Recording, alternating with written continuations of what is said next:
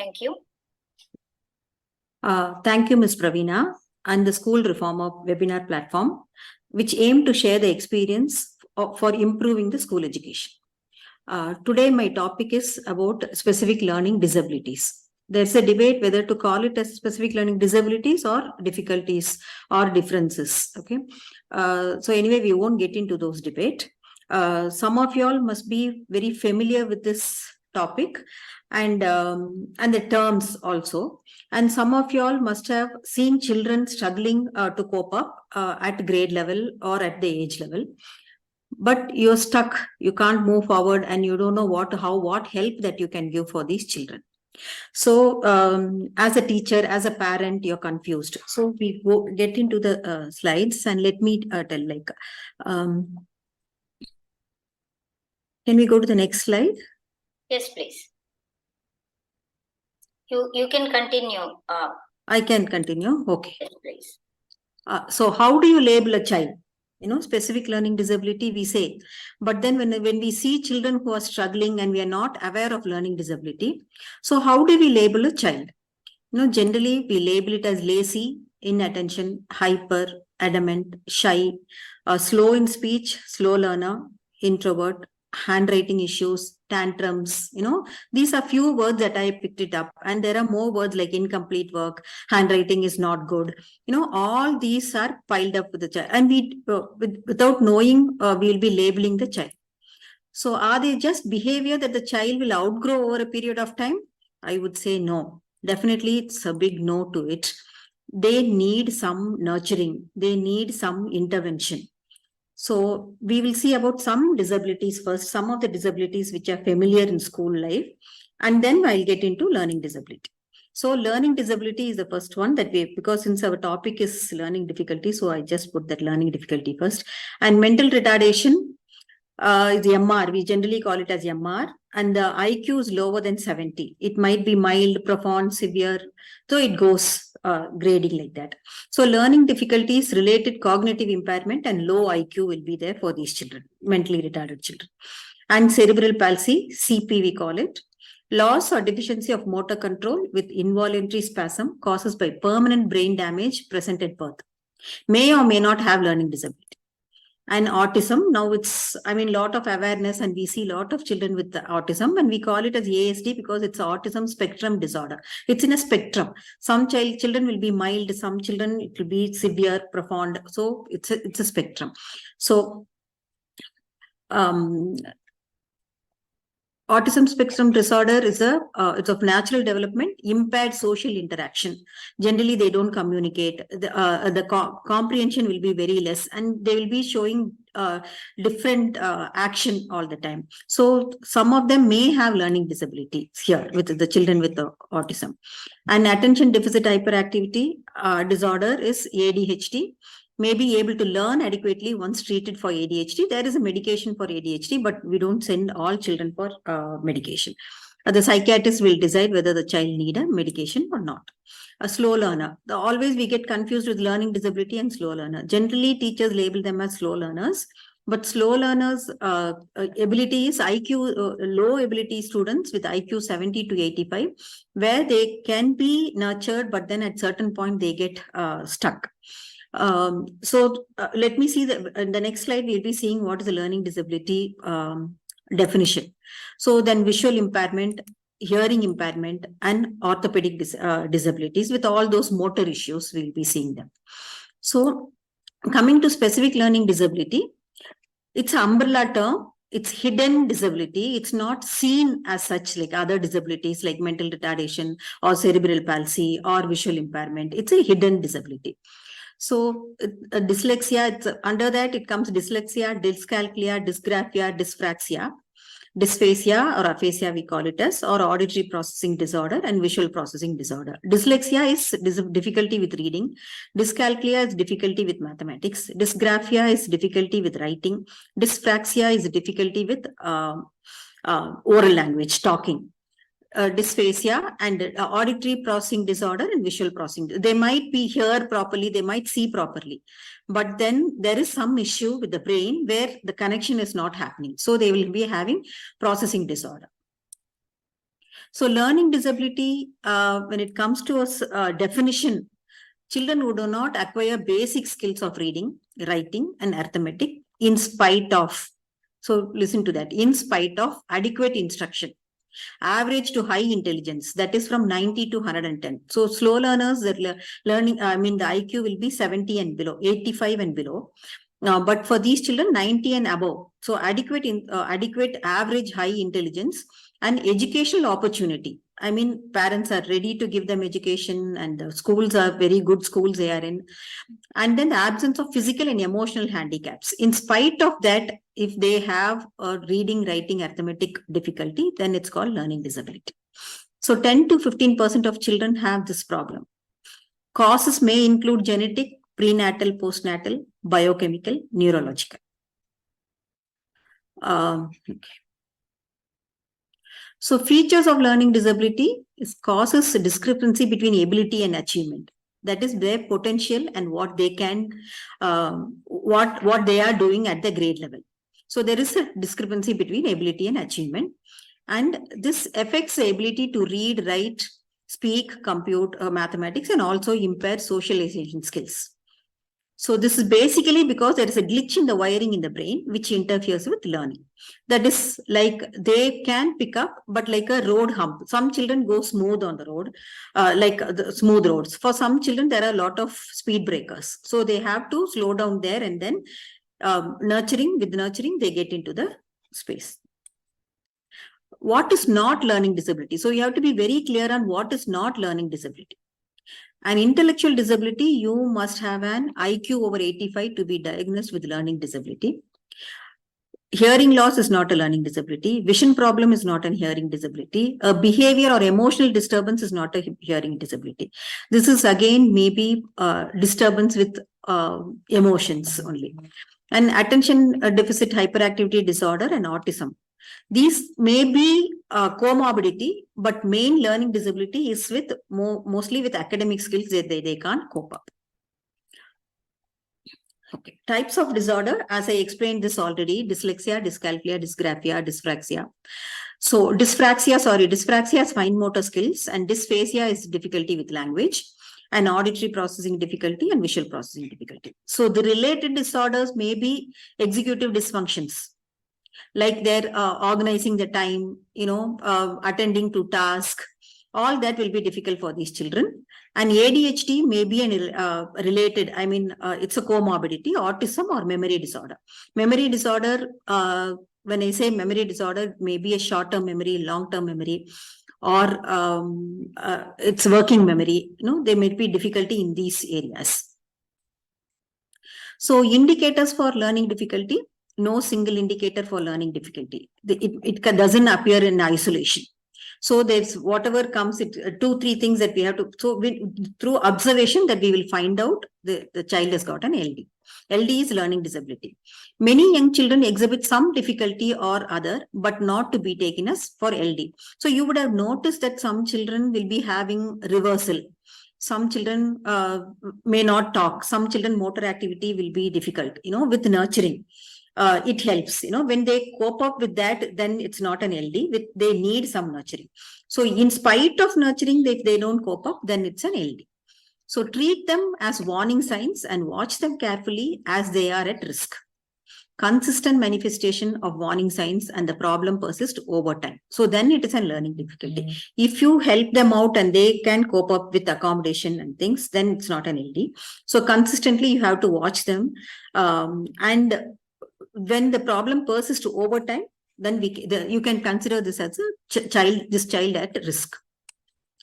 So information processing is generally for this for anyone, the brain input takes in information and then processing, integrates this information, and then memory, and then output.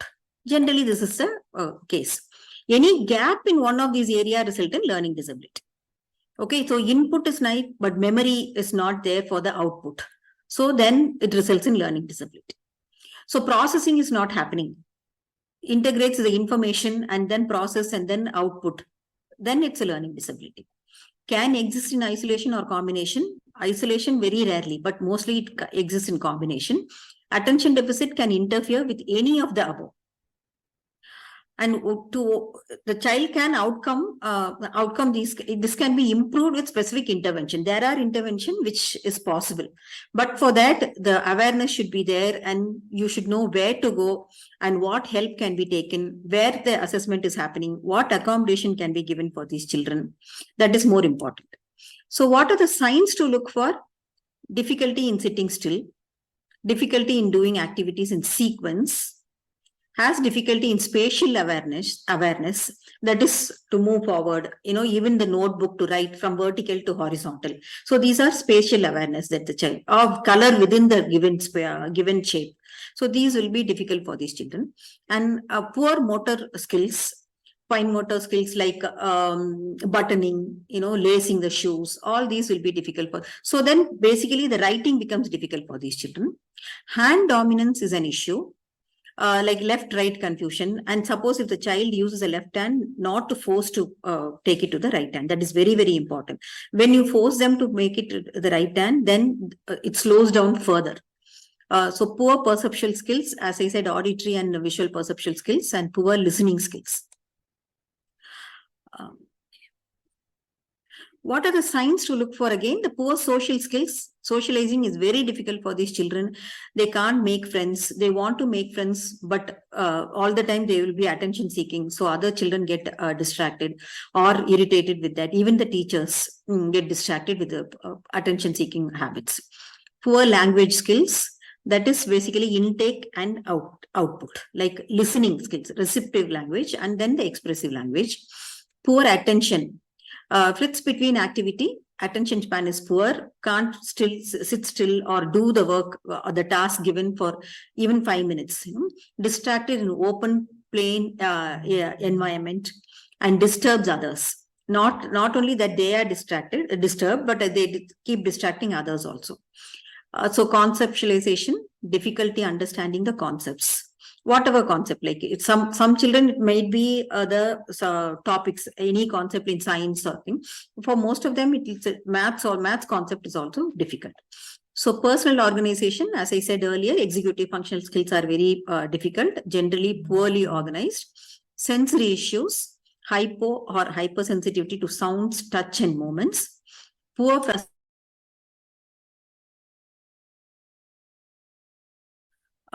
frustration tolerance, and poor handwriting issues. So what is your responsibility as a teacher or as a parent or as a head of the school? What is your responsibility? Observe the child for the signs, whatever signs that we saw, the children at risk. Observe the signs for consistent time, at least for 2-3 weeks. One day you can't judge the child. And then counsel the families about the problem faced by the child. First, if you're a teacher, then don't directly do that counseling. Go through the head of the school and counsel the family. And while counseling, be careful, don't label the child. Just tell them what as you observed by the child, and find out from them whether they also observe the same thing by the child, from the child, and refer them to a developmental pediatrician early. At the earliest, pediatrician or psychiatrist or psychologist, or for assessment, then we have to refer them. And understand the recommendations. Once you refer and you get an assessment report, understand the recommendation, what is given in the report. Work closely with early intervention team to bring change in child's function. It is possible. It's not that impossible one, but we have to work as a team, and support the family. The family will be broken by the time they understand this is a problem. Though it is a hidden disability, the parents will be, they will be broken up, shattered. So we have to support them with counseling. How can you help as a teacher or a counselor or as a parent or as a head of the school? Remember, the most of the signs coexist. It's very rare to see them in isolation. So identify the child with the difficulty and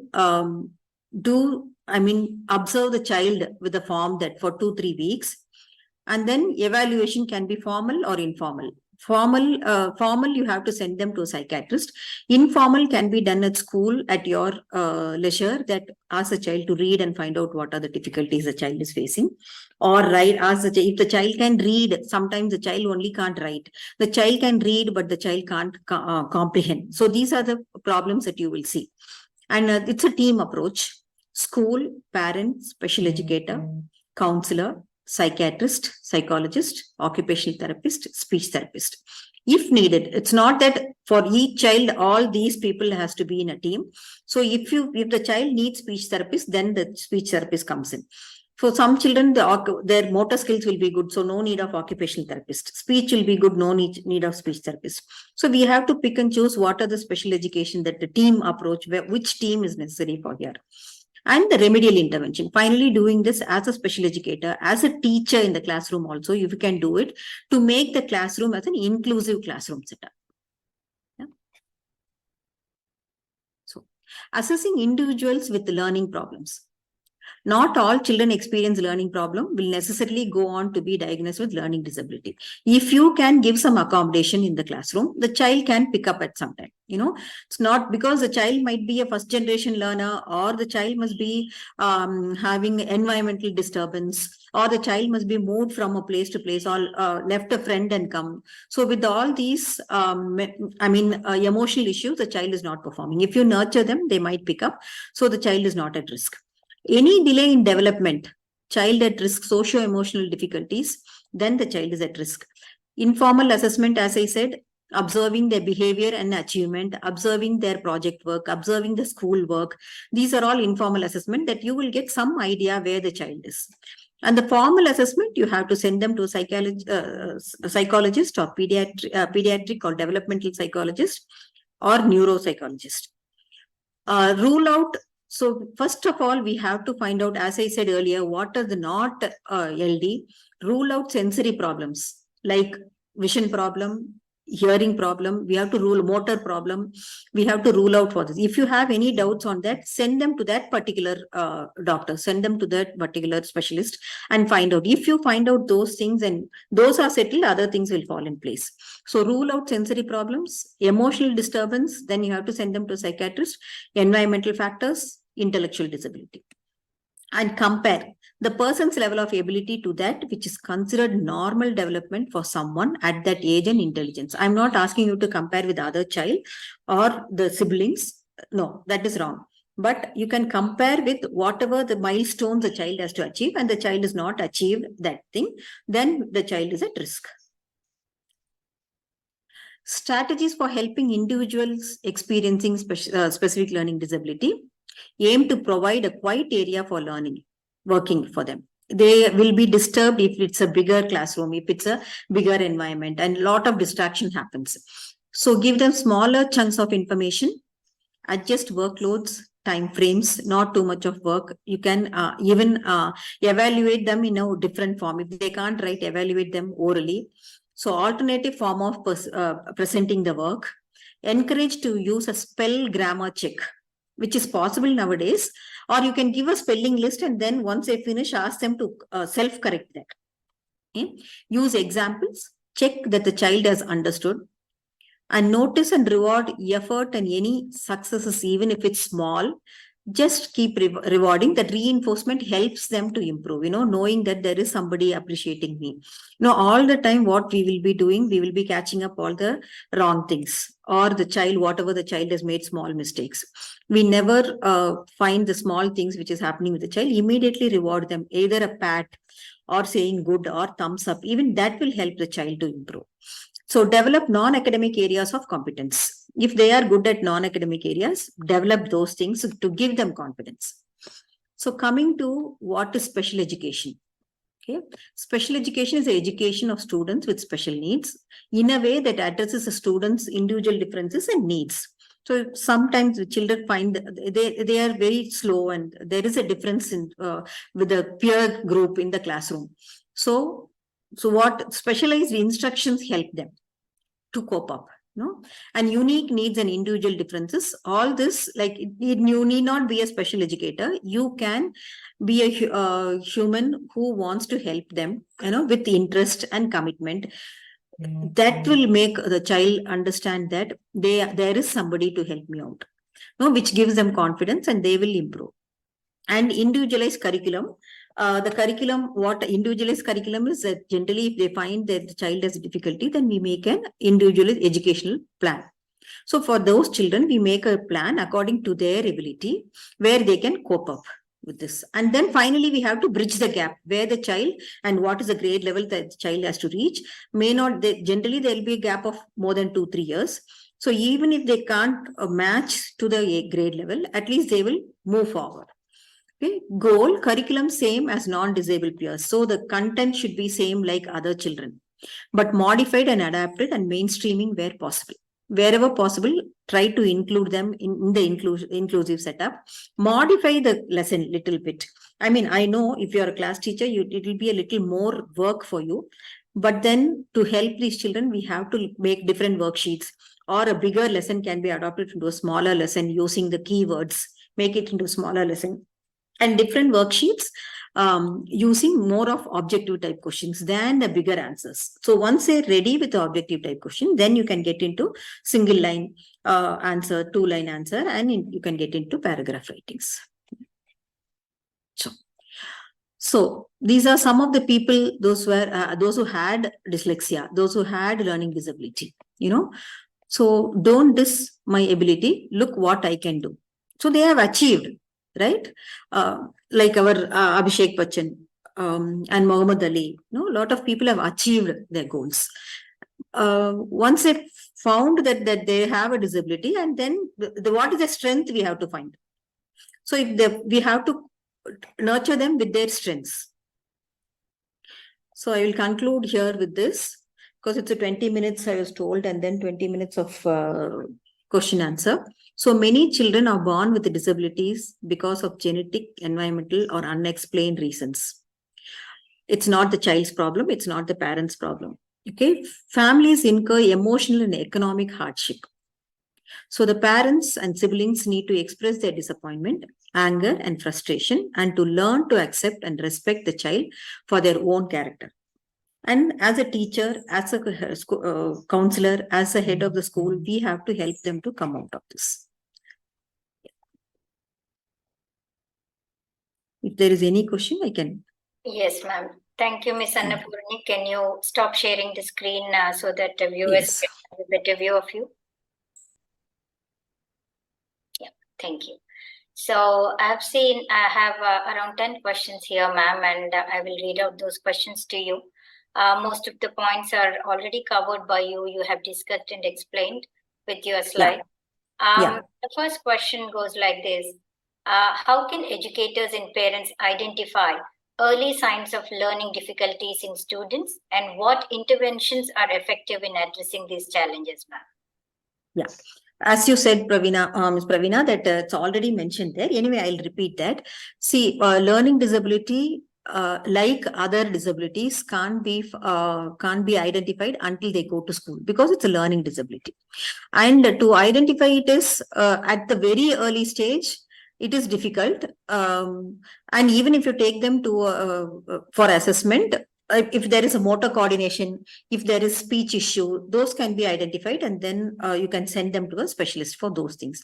But learning as such will take some time. At least the child should be in a nursery, I mean first grade, upper nursery, UKG, or in the first grade. Then it is better. But always I would say early intervention helps. Earlier you catch them, and then earlier you give intervention, it helps. So when you see these children, just you have to observe them consistently for what is happening with them. What are the difficulties? Instead of saying that, just note down what is happening. What are the difficulties that they are facing? Either it's a motor difficulty, or it's a speech difficulty, or it's a difficulty with writing, whether the coloring at earlier stage, whether the coloring, holding the pencil, whether it's coloring is difficult, or the memory, once today you teach and tomorrow the child can't remember that. So notice all this, consistently, journal it, I would say, like as a teacher or as a parent, whatever, journal it, and then you can send them for assessment to psychiatrists. There are psychiatrists who will assess. If you're in Bangalore, there are places where you can send them with a referral letter. And as a teacher, you have to go along with your head of the school and then ask the parents to go to these places. Or with a counselor. If most of the schools have counselors now, and you can send them to, basically there are individual people who are doing assessments now. There is a list for that. Otherwise, basically it's Nimans, St. John's, and Spastic Society, KIMS, all the government, Victoria Hospital, all the government hospitals have assessment centers. You can take them there. Or there are individual private people practicing, or the special schools are also there to send them for assessment. At the earlier stage, special school or individual assessors are enough to start with. Then when they come to 8th or 9th grade, then each board will have a specific places where they have to get their assessment done. And with that, you go to those places and apply through the school. You will get exemptions for language, for mathematics. So exemptions are there. It's a vast subject. I mean, learning disability is a vast subject.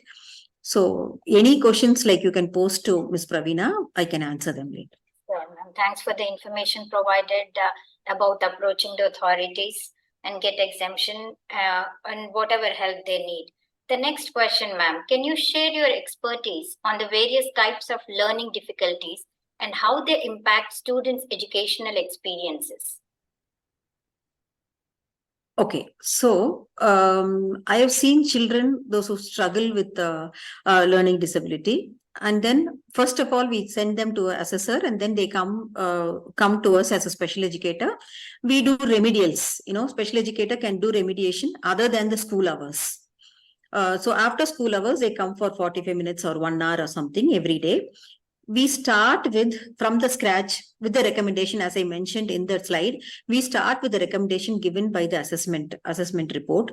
Or if you're a special educator, you can do 1 or 2 sittings with them and then understand where the child is struggling and start from there. Sometimes you have to start from the scratch. The child might be in 5th or 6th grade, but the child can't read anything, either phonetically or as a whole word. So you have to start from the scratch with flashcards, with the CVs, from CVC words to classifications, like all your name 5 vehicles, name 5 animals, name 5 colors, from there. And make them read those words and CVC words. And there's a set of sight words is called, familiar words or repeated words which keeps coming, like and, the, in, or all those words. You have to make all those words. Once they read these words in isolation, make a paragraph with these words and then start writing. So children, same way in mathematics, wherever they are, you have to catch them from there. If the child is in 8th grade, and then you can't start with the 8th grade lesson. You have to go to the scratch and start from there. But at the same time, you can't go too much to that. You have to use a curriculum also. So it comes with experience. Okay. So in the context of your talk, ma'am, how do you see technology playing a role in raising awareness and providing support for learning difficulties in education? Technology now, it is helping, but then technology is not, the children don't cope up with technology. Generally with the COVID time we saw, online classes were very difficult for these children because they need some kind of socialization, some kind of outing. So sitting inside the room and then doing, in fact, I would say that COVID has damaged a lot of things for these children. But otherwise, that a lot of online classes, once they cope up and now after COVID, once they go to the class, regular class in a mainstream class, and then a lot of online classes happening nowadays where a lot of expertise have cope up with doing online classes better. And the other thing, technology, I would say, yes, if they can use the technology, the Word or something like that to type their lessons, yes, a lot of children can do it. But the question is any board is letting them to do through a computer? That is not still in India. So everything is offline, Online, though it helps, but still till they complete 10th standard, completion of 10th standard is not happening in online. Still, people are working on it. So, of course, with the spelling and things, technology helps. definitely. So- And for mathematics, especially, I would say the computer. I mean, when you go for an exemption, they give a calculator. There is a specific calculator, scientific calculator. It's called. They give the calculator for the children, for these children to work on, so that the board themselves will help. Okay. Yeah, nice to know about the calculator allowed, scientific calculator. So what strategies have you found to be successful in creating a more inclusive learning environment that accommodates students with different learning needs? Okay, so inclusive setup is buddy system. Generally, buddy system helps. Like otherwise, I mean, we have to make a buddy, one buddy for this child to help them out. Otherwise, adapting a lesson, to be in the inclusive setup. As I said earlier, the bigger lesson, using the keywords, adapt a lesson, small lesson for this particular child, for an inclusive setup. And can you read out the question again, Ms. Pravina? Just a second. I just archived it. Just a second. I'm not able to. I just. Okay. Okay, no problem. No problem. It's generally, I think it's on inclusive setup, how we can bring these children in an inclusive setup. Oh, okay, right. So one is buddy system. One thing, ma'am, what is buddy system? Can you focus on that, please? Okay, buddy system is, see, most of the children, because these children can't socialize, okay, and they, nobody wants to be friendly with these children. And they, for the seeking attention, they keep calling them, or they keep disturbing them to seek attention. So here the children so emotionally the child will be upset, and a lot of bullying happening for this child. So what we can do, I mean, in a mainstream class, we can, if they are at lower level or higher level also, we have to give awareness to the other children, what is this child going through. Once you give them the awareness, all children are ready to help them.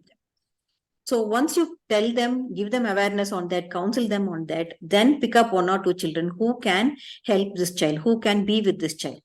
Not all children can do that. So we have to find out a buddy who can help this particular child, and that helps. Actually, that helps in completion of notebooks, completion of work, completion of homework, helping them out with the notes. All this will help. The other thing is, for inclusive setup, we have to look into lesson adaptation. So smaller chunk, that we have to make that lesson into smaller chunk, and then evaluation can happen orally if the child can't write, or through drawing if the child can't write, and slowly take the child to writing level. And we would say, like, give these children more of objective type questions instead of making them write bigger answers. Right. Yeah. You have asked to repeat the question. I found it from the archives. Yeah. The question is, ma'am, what strategies have you found to be successful in creating a more inclusive learning environment that accommodates students with different learning needs? That's the question. Okay. So generally what I said, that's the same thing I said, a buddy system and then lesson adaptation, and helping them out with the notes. Generally what happened, we can't wait for one or two children until they finish. I mean, nowadays nobody's writing it on the board. Generally when they write it on the board, teacher, consciously or unconsciously, I don't even blame the teacher, because she has to cope up with all the 40 children. So she will rub the board. So instead of that they can be, Xerox copies can be given to these particular children. Parents can help them out with the Xerox copies. So these are small things that you can help as a teacher.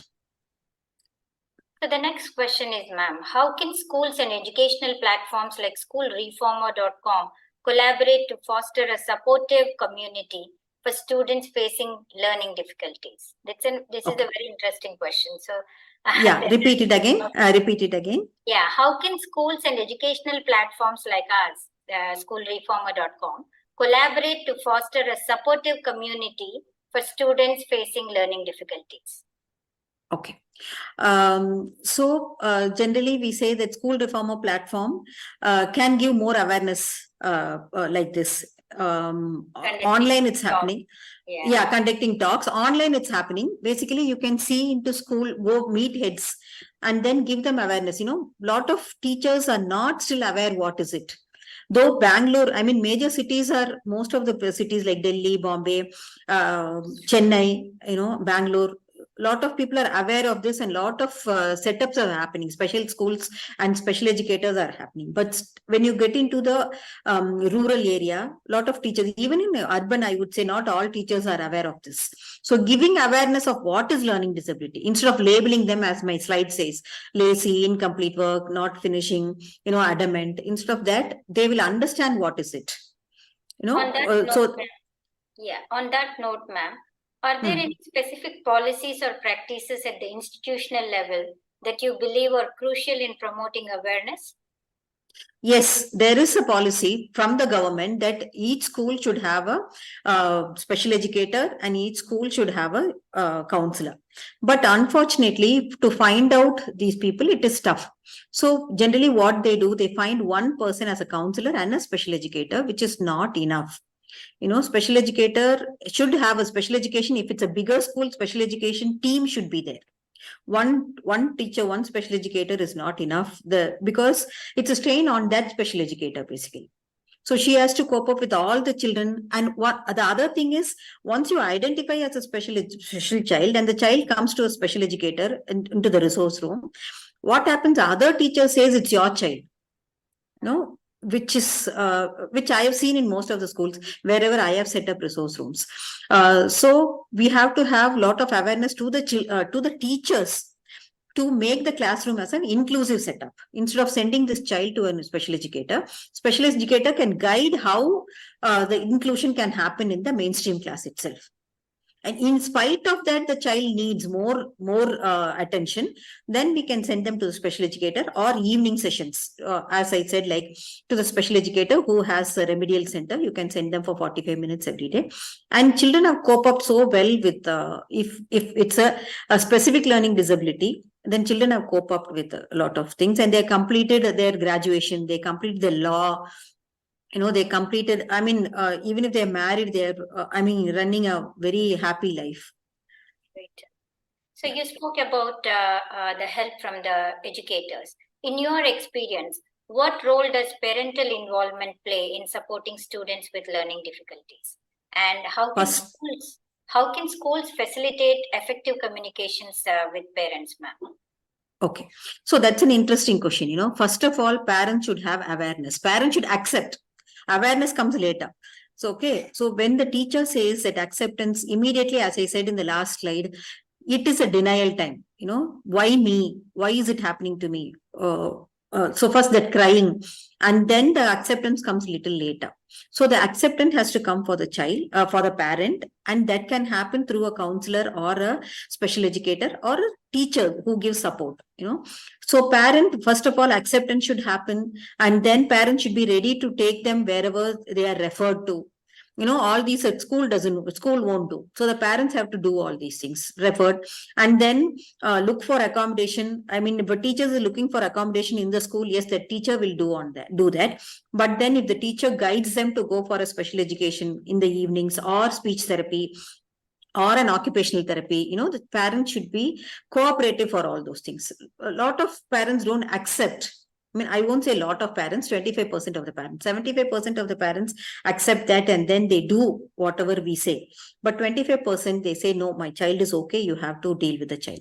So where that stops the improvement of the child. When there is a parental acceptance, that you can see how the child flourish.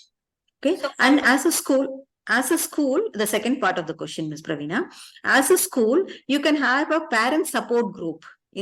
Those not only, generally the special need children, all the parents have a support group. Then they can discuss what is happening with this child. Where can I go if this is happening? Where can I go? And what kind of food should I give? Which doctor should I give? The parent support group, and then find a speaker once a month or so to give some speech on this to these parents. The school can help in that way for the parents. Okay, ma'am. I think that answered my next question. I will again read out the question to you because the viewers have posted it. What advice do you have for educators who may encounter resistance or skepticism in implementing changes to better support students with learning difficulties? So there's an advice for the educators now. Yeah, that is the thing we see in most of the schools. Educators, of course, they are also trained because they see. I mean, not all schools have 1:8 or 1:10. Most of the schools will have more than 25, 30, 40, 60 students also. So to help in a bigger classroom, whom will she look at first of all? Whether the special need child or the whole classroom. A lot of responsibility for her, so can't blame her. But on the other hand, I would say these teachers should have some awareness on this. And accordingly, they can, as I said, they can make a buddy system there, some buddy to help this child.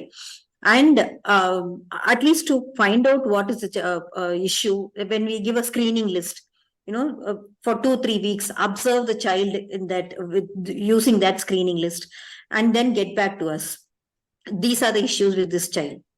So that will help us to find out what is the issue and where to send the child, whether to a speech therapist or to an occupational therapist or to a psychiatrist, or with a little bit of accommodation in the classroom, which we can help the teacher what to do, how we can accommodate, like a small lesson adaptation, or making the child sitting in the front row, which will help, or making the child sitting next to the teacher, which will help, because the child get distracted. So all the time the teacher patting the child or touching the child will help. So these kind of things the special educator can give to the teachers, which will help for the child's progress.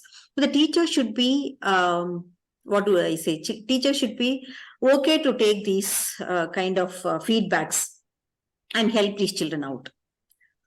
Most of the schools we find, the teachers are resistant to take these things because their responsibility is more. Lot comes, if they agree for this, then there will be a lot of responsibilities for these teachers. So I hope that question, but not the least, it's a very important question. From your perspective, what are the key takeaways or action points that you hope the audience will gain from your talk on awareness on learning difficulties on our platform? This question is from my side. Okay. So I would say the key point is, first of all, be aware of what's happening. Be sensitive to these issues, instead of labeling. Be sensitive to these issues. Don't label them. And give them support. If you're a teacher, if you're a head of the school, understand what the teacher is saying.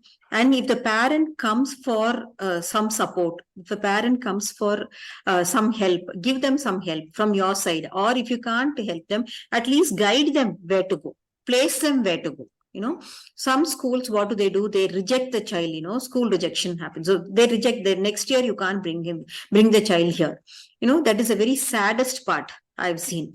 So instead of that, you can tell them to go for an assessment and then help out. If you can't help out in your mainstream class, at least send them, place them properly, where to go, as a head, as a teacher, as a counselor, as a special educator, place them where to go, where to get help.